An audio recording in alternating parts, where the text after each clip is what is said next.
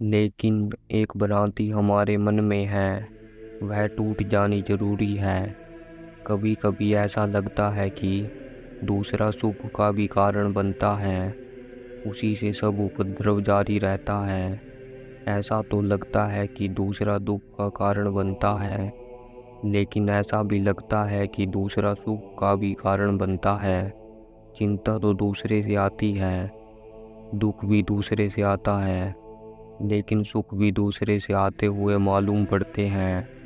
ध्यान रखें, वह जो दूसरे से दुख आता है वह इसलिए आता है कि आप इस भ्रांति में जीते हैं कि दूसरे से सुख आ सकता है। ये संयुक्त बातें हैं, और यह मानते चले जाएं कि दूसरे से सुख आता है तो दूसरे से दुख आता चला जाएगा।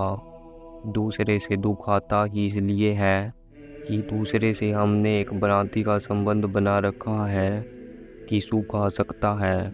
आता कभी नहीं, आ सकता है। इसकी संभावना हमारे आसपास खड़ी रहती है। आ सकता है, सदा भविष्य में होता है। इसे भी थोड़ा खोजें तो आपके अनुभव में कारण मिल जाएंगे। कभी किसी क्षण में आपने जाना कि दूसरे से सुख आ रहा है। सदा ऐसा लगता है कि आएगा, आता कभी नहीं।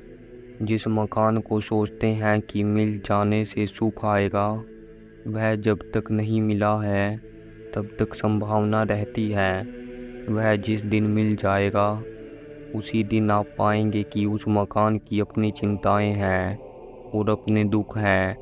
वे आ गए और सुख अभी तक नहीं आया, और थोड़े ही दिन में आप पाएंगे कि आप भूल ही गए हैं कि यह बात कि इस मकान से कितना सुख सोचा था कि आएगा, वह बिल्कुल नहीं आया। लेकिन मन बहुत चालाक है, वह लौट कर नहीं देखता। वह कभी नहीं सोचता कि जिन जिन चीज़ों से हमने सोचा था कि सुख आएगा उनमें से कुछ आ गई, लेकिन सुख नहीं आया। इसलिए अगर किसी दिन पृथ्वी पर ऐसा हो सका कि आप जो जो सुख चाहते हैं वह आपको तत्काल मिल जाए, तो पृथ्वी कितनी दुखी हो जाएगी, उतनी जितनी इससे पहले कभी नहीं थी। इसलिए जिस मुल्क में जितनी सुख की सुविधा बढ़ती जाती है उसमें उतना ही दुख बढ़ता जाता है।